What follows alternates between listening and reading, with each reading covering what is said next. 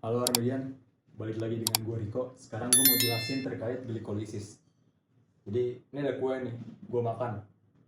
Kue itu merupakan karbohidrat, yang dimana karbohidrat akan diserap tubuh, kemudian dalam bentuk glukosa dia akan digunakan oleh sel sebagai sumber energi. Dalam garis besar, glikolisis itu dibagi jadi dua fase. Ada fase investment sama fase harvest. Maksudnya gimana? Kalau investment, di fase ini kita akan ngasih fosfat ke dalam reaksi ini.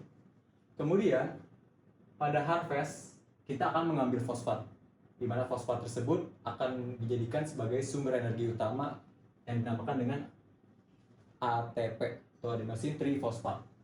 Sekarang gue bakal jelasin secara detail terlebih dahulu, lalu kita akan coba review yang atas ini ya.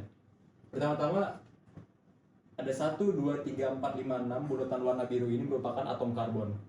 Jadi glukosa yang ada 6 atom karbon, dia akan diambil oleh sel. Cara ngambilnya gimana? Glukosa itu nggak bisa langsung masuk ke dalam sel. Dia harus ngelewatin transporter atau channel.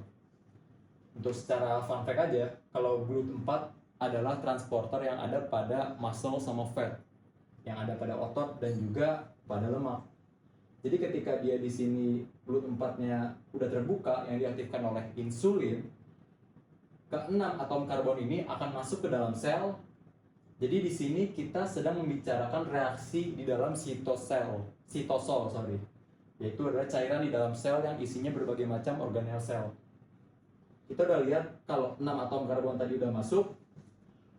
Supaya 6 atom karbon ini tidak balik lagi ke pembuluh darah, maka itu harus dikunci. Caranya adalah dengan proses namanya fosforilasi dengan bantuan enzim heksokinase. Kalau ngomongin kinase, kalian ingat aja dengan telekinesis. Kinesis itu artinya memindahkan. Jadi, dalam reaksi yang pertama ini, terjadi pemindahan fosforilasi ke atom karbon ini. Tapi lebih tepatnya sendiri ke nomor 6. Fosfat akan hinggap di atom karbon nomor 6 dan terbentuklah suatu molekul baru bernama glukosa 6-fosfat yang berasal dari glukosa. Glukosa 6-fosfat artinya fosfatnya ada di atom karbon nomor 6. Kemudian dilanjutkan dengan isomerasi. Isomerasi itu adalah random, pengacakan dengan bantuan enzim isomerase yang akan terbentuk menjadi molekul lain bernama fruktosa 6-fosfat. Kalau kalian lihat, sebenarnya di sini atom karbonnya sama aja, jumlahnya 6. Yang berbeda itu cuma strukturnya. Yang tadinya dia berbentuk 1, 2, 3, 4, 5, 6, secara segi 6 berubah menjadi segi 5. Tapi kalau kalian lihat, dari susunannya sama aja, atom karbonnya tetap 6. Nah, kalau misalkan dia susunannya segi 5 gini, namanya adalah fruktosa. Kenapa sih sebenarnya harus kita isomerasi? Harus kita ubah dari glukosa menjadi fruktosa? Karena reaksi selanjutnya kita butuh memotong molekul ini. Nah, dengan memotong fruktosa, pemotongannya akan lebih mudah karena glukosa itu lebih padat. Di sini dilanjutkan dengan reaksi selanjutnya. Reaksi selanjutnya itu adalah fosforilasi kembali dengan enzim kinase. Ingat, kinesis, memindahkan. Memindahkan apa? Memindahkan gugus fosfat. Di sini, fosforilasi yang kedua akan memindahkan gugus fosfat ke atom karbon nomor 1. Jadi ini nomor 1. Kalau nomor 6 kan sebelumnya udah ada kan gugus fosfatnya. Makanya namanya jadi fruktosa 1,6 bifosfat. Yang artinya ada fosfat pada atom karbon nomor 1 dan juga nomor 6. Dok, kalau misalkan dari fosfatnya itu diambilnya dari mana sih? Fosfat itu diambil dari ATP, dari adenosine trifosfat. Makanya gue sebut ini dengan fase investment atau investasi. Kita akan menggunakan ATP yang merupakan energi yang kita pakai untuk memberikan gugus fosfat terlebih dahulu. Jadi nanti satu fosfat dari ATP akan menjadi ADP. Karena fosfatnya itu dipindahkan ke atom karbon. Ini juga ATP menjadi ADP. Sekarang kita sudah punya molekul fruktosa 1,6 bifosfat. Nah, ini kalian bisa lihat kalau masing-masing gugus fosfat ada di kutub yang berseberangan. di atom karbon nomor 1 dan juga nomor 6. Kenapa sih kayak gini? Kenapa nggak fosfatnya di atom karbon nomor 2 atau 4 atau 5? Supaya kita lebih mudah memotongnya. Jadi reaksi selanjutnya kita harus memotong molekul ini di tengah-tengah sini. Kita potong sehingga nanti kita akan mendapatkan dua molekul baru, yaitu adalah gliseraldehid 3 fosfat, ini namanya kayak gini. Sama beberapa buku ada yang bilang dengan dihidroksiaseton fosfat. Tapi sebenarnya dihidroksiaseton fosfat akan mengalami isomerasi, perendoman gugus-gugus menjadi gliseraldehid 3 fosfat lagi. Jadi pada intinya reaksi ini akan menghasilkan gliseraldehid 3 fosfat 2 biji. Nah, gliseraldehid 3 fosfat, gue kalau buat rumus molekul ini kagak gue singkat kayak gini ya, tapi gue tulis langsung. Jadi ini ada HCO, COH dan juga CH2OP. Di sini gue nggak bakal jelasin apa maksud dari garis strip 1 atau garis strip 2. Kalian bisa pelajari nanti di video yang lainnya. Kita kembali ke gliseraldehid 3 fosfat, kita punya 2 biji. Kemudian reaksi selanjutnya adalah oksidasi. Oksidasi dan juga fosforilasi. Jadi di sini ada 2 reaksi. Ada oksidasi dan juga ada fosforilasi. Yang pertama itu adalah oksidasi. Oksidasi pertama-tama artinya oksidasi kita akan memberikan gugus oksigen loh. Nah, di sini gue mau lihat kalau ada NAD+ yang akan berubah pada reaksi ini menjadi NADH. Pada dasarnya, kalau NAD+ menjadi NADH, dia membutuhkan ion hidrogen. Jadi di sini ada ion hidrogen. Ion hidrogen itu proton ada 1 di dalam dan juga ada 1 elektron di sebelah luar di orbitnya. NAD+ akan menggunakan ion hidrogen yang nantinya kalau digabung dia menjadi NADH+. Tapi dok, di sini kan NAD+ menjadi NADH, bukan ada plus di atasnya.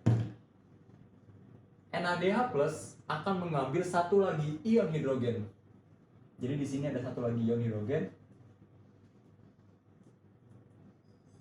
Dia akan bergabung dengan NADH+ menjadi NADH, yang dimana elektronnya akan dipakai untuk menghilangkan plus di atasnya. Dan nanti karena dia akan mengambilnya 2 hidrogen, nanti akan ada 1 proton bebas yang terbuang, dia tanpa elektron karena elektronnya dipakai. Sekarang untuk reaksi fosforilasi, kita di sini nggak akan pakai ATP, kita nggak pakai adenosin trifosfat untuk menyumbangkan fosfatnya, karena kita sudah melewati fase investasi. Di fase ini harusnya kita mengalami harvest atau panen ATP-nya, bukan kita investasi lagi. Otomatis di sini kita akan memakai yang namanya fosfat inorganik, I kecil, inorganik yang ada di sitosol. Jadi fosfat inorganik akan bergabung dengan reaksi ini dan nantinya akan bergabung dengan atom-atom gugus karbon nomor 1 dan juga nomor 3. Kalau sebelumnya kan kita udah punya fosfat di atom karbon nomor 3. Sekarang yang baru ini akan ditaruh di atom karbon nomor 1. Jadi senyawanya seperti ini. Menjadi 1,3 bifosfogliserat. Kemudian 1,3 bifosfogliserat akan kita panen. Kita akan panen. Caranya gimana? Dengan fosforilasi. Fosforilasi dengan bantuan enzim kinase. Kinase itu bukan artinya memindahkan gugus fosfat untuk bergabung dengan molekul karbon ya. Tapi kinase artinya adalah memindahkan. Jadi bisa aja dia bergabung, bisa aja melepas juga. Nah di sini dengan bantuan enzim kinase, sebenarnya kalian nggak perlu hafal ini sih, yang atasnya cukup hafal ininya aja. Kinase, kinesis, memindahkan. Dengan bantuan enzim kinase, 1 gugus fosfat dari senyawa 1,3 bifosfogliserat akan dipindahkan ke ADP. Ya, kalian akhirnya akan mendapatkan ATP. Karena ada 2 molekul, otomatis ATP yang kita dapatkan di fase ini ada 2. Hasilnya adalah 3 fosfogliserat. Kemudian kita akan mengalami isomerasi atau Ya, di random lagi dengan enzim namanya mutase menjadi 2 fosfogliserat. 2 fosfogliserat tuh dari strukturnya nggak ada yang dikurangin, dia cuma mindahin gugus fosfat yang ada di atom karbon nomor 3 ini ke atom karbon nomor 2, dipindahkan. Sebenarnya tujuannya buat apa sih dipindahkan kayak gitu? Kita lihat di reaksi selanjutnya. Jadi untuk reaksi selanjutnya, 2 fosfogliserat akan berubah menjadi fosfoenol pirufat. Fosfoenol pirufat dengan reaksinya namanya dehidrasi dengan bantuan enzim enolase. Enolase itu adalah enzim yang mengkatalis pembentukan gugus enol. Tapi yang paling penting di sini adalah dehidrasi. Kalian ingat kalau dehidrasi artinya kita mengalami kekurangan air kan? Kalau di reaksi ini H2O yang tadinya ada di 2 fosfogliserat akan keluar dari perjalanan reaksi ini. Makanya disebut dengan dehidrasi. Keluarnya gimana? Jadi satu gugus hidrogen di sini di atom karbon nomor 2 dan juga gugus OH di atom karbon nomor 3 akan diambil dan oleh enolase akan digabungkan menjadi H2O.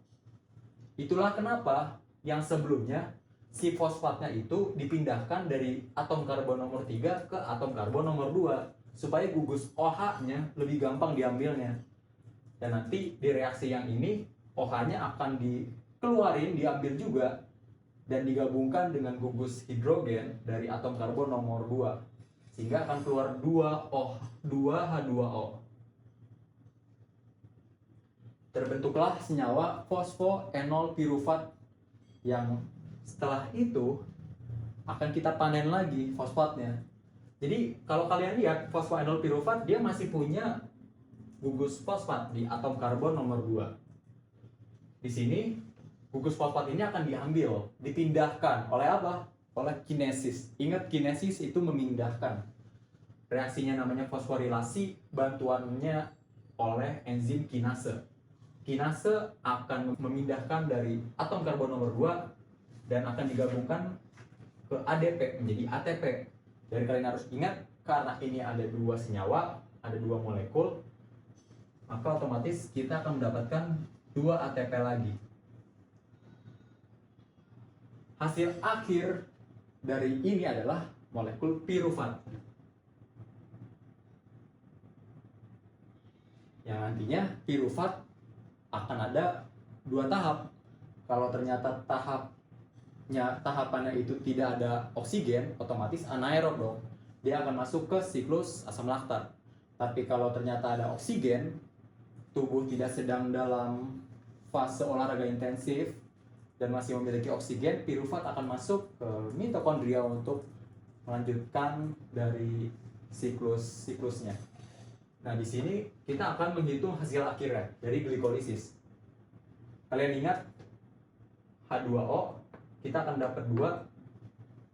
Gue tulis di sini 2H2O.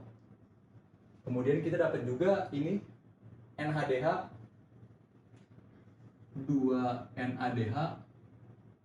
Jangan lupa kita juga dapat, kalian lihat, proton H+ tanpa elektron, 2H+.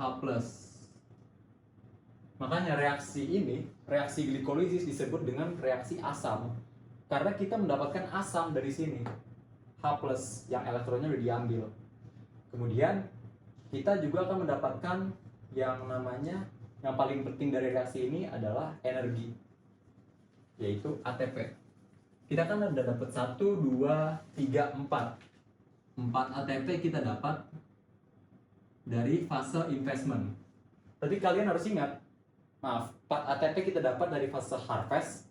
Tapi kalian harus ingat kalau di fase investment kita menginvestasikan 2 ATP. Menginvestasikan 2 ATP, otomatis kita harus kurangin 2 di sini. 2 ATP kita kurangin, dan hasil akhir yang kita dapat adalah 2 ATP. Oke, ini adalah hasil yang kita dapat dari glikolisis. Sekarang gua akan menyingkatnya. Jadi di sini Di fase investment ada glukosa yang akan ditambahkan fosfat menjadi glukosa 6 fosfat. Glukosa 6 fosfat akan dirubah menjadi fruktosa 6 fosfat, kemudian dirubah menjadi fruktosa 1,6 bifosfat dengan ditambahkan fosfat.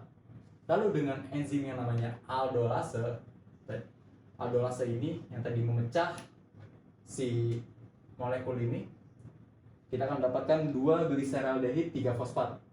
Gliseraldehid 3 fosfat akan melewati reaksi beruntun menjadi pirufan. Yang di sini gue udah cantumkan hal-hal yang bakal kita dapat dari reaksi beruntun ini, dan kalian bisa ulang lagi videonya untuk mengulang reaksi beruntun ini. Bagi ada yang punya pertanyaan boleh tulis di kolom komen. Jangan lupa like dan subscribe.